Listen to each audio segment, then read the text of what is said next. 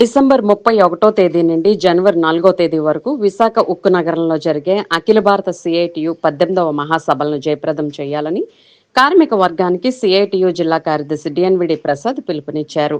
పెదవేగి మండలంలోని market yard దగ్గర జరిగిన సిఐటియు పెదవేగి మండల కమిటీ సమావేశంలో ఆయన పాల్గొని మాట్లాడారు.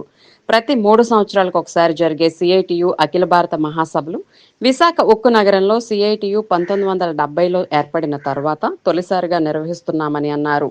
కార్మిక, కర్షక, ఉద్యోగ సంఘాల నాయకులు దేశవ్యాప్తంగా అన్ని రాష్ట్రాల నుండి ఈ మహాసభల్లో పాల్గొంటున్నారని తెలిపారు.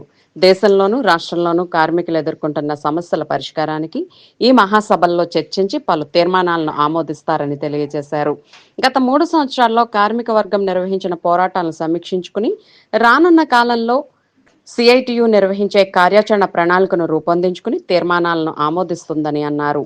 తక్షణమే లేబర్ కోడ్లను రద్దు చేయాలని, ప్రభుత్వ రంగాన్ని కాపాడాలని, రాష్ట్రంలో 12వ పిఆర్సీ నియమించాలని ఆయన డిమాండ్ చేశారు. లేని పక్షంలో దేశవ్యాప్తంగా కార్మిక వర్గాన్ని సమీకరించి సమరశీల పోరాటాలకు 4 లేబర్ కోడ్లు రద్దు చేసే వరకు పోరాడతామని, దానికి కేంద్ర రాష్ట్ర ప్రభుత్వాలు బాధ్యత వహించాల్సి ఉంటుందని హెచ్చరించారు. ఈ సమావేశానికి మండల్ కన్వీనర్ పి ప్రసాద్ అధ్యక్షత వహించగా డిఎన్విడి ప్రసాద్ కార్యదర్శి నివేదికను ప్రవేశపెట్టారు.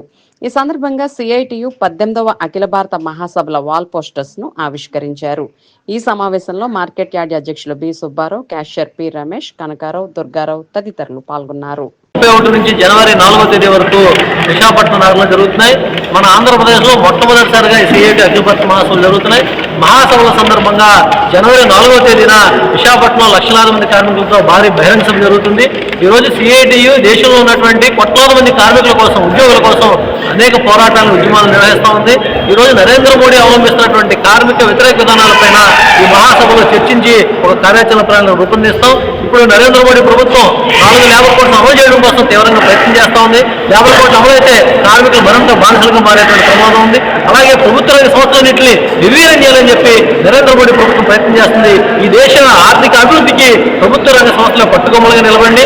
ఈ 75 సంవత్సరాల స్వతంత్ర భారతదేశంలో ప్రభుత్వ రంగ సంస్థల వల్ల కోట్లాది మంది ప్రజానికానికి ఎంతో లబ్ధి చేకూరింది. ఇటువంటి ప్రభుత్వ రంగ సంస్థలన్నింటినీ అంబానీ, అదానీ లాంటి కొంతమంది కార్పొరేట్లకి అప్పచెప్పడం కోసం తీవ్రంగా ప్రయత్నం చేస్తూ ఉన్నారు.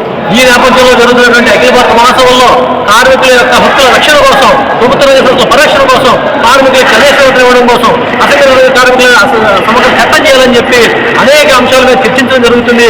చర్చించే కార్యాచరణ రూపొందించడం జరుగుతుంది.